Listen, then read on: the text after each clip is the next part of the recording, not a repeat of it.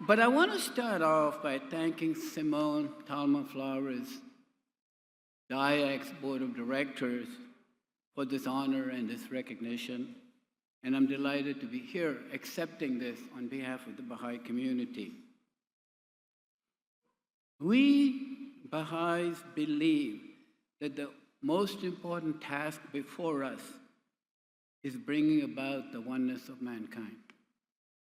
And perhaps there is no time in our history when this principle, this idea is more critical. I got to a point where I'm depressed. I don't watch the news anymore because every time I watch the news, I go, what the hell is going to happen to my kids and grandkids and future generations? World is in a terrible mess. And the Baha'i faith says that the only answer is for us to recognize the oneness of mankind. Oneness of mankind, friends, has become an established fact. It is here. You may not like it. You may not want oneness of mankind to happen. But remember, the Human Genome Project has proven scientifically that all of us are 95 to 98% the same genetic makeup. We are. We are.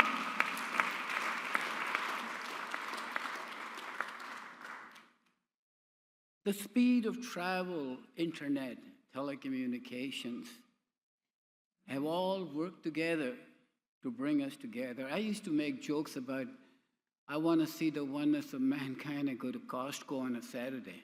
Because they're all there. Every language, everybody is there. And oneness of mankind is a reality.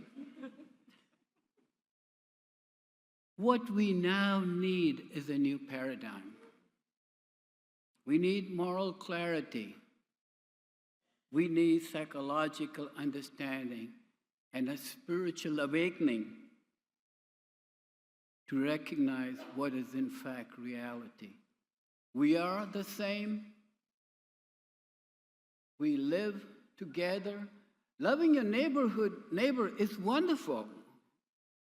Your neighborhood is just not the same it used to be. It's not. And if we are to survive and if we are to thrive, we have to learn to love our neighbor even if the neighbor looks nothing like us. And that is the challenge we face. If Isaiah's dream of swords into plowshares and spears into pruning hooks, if John's vision of the one fold and the one shepherd, if Baha'u'llah's commandment, ye are the fruits of one tree and the leaves of one branch, is to arise, is to become reality, we must get up and make it happen. They tell a story of a group of religious zealots that went into the countryside to pray for the coming of kingdom of God on earth. And they prayed fervently, and the sky opened up and a parachute came down. Attached to the parachute was a huge box.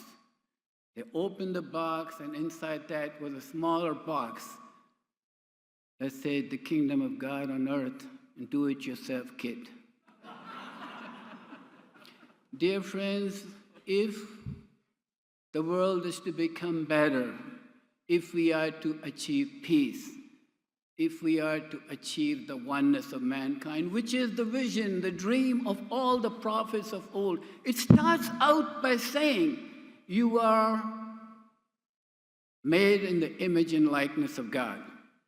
It doesn't make any exceptions to that. You're all made in the image and likeness of God. And if you see somebody who looks different than you physically, remember he or she is also built like you in the image and likeness of God. How can you dislike somebody who's built, made in the image and likeness of God? And if this oneness is to be achieved, if unity is to be achieved, if world peace is to come, Like those people out in the countryside, we're going to have to get up and make it happen. It's not going to happen automatically. I thank iACT, I thank Simone, I thank iACT's Board of Directors for this honor, this recognition. And I want to tell all of you that are here that iACT is a wonderful organization. It is an organization that can use our support and our assistance and, in fact, our resources. And I am proud to have served with iACT, and I hope to continue serving with iACT for a very long time. And I hope that next time we are here, we'll talk about how wonderful the world has become, full of peace and unity. Thank you, Ajit.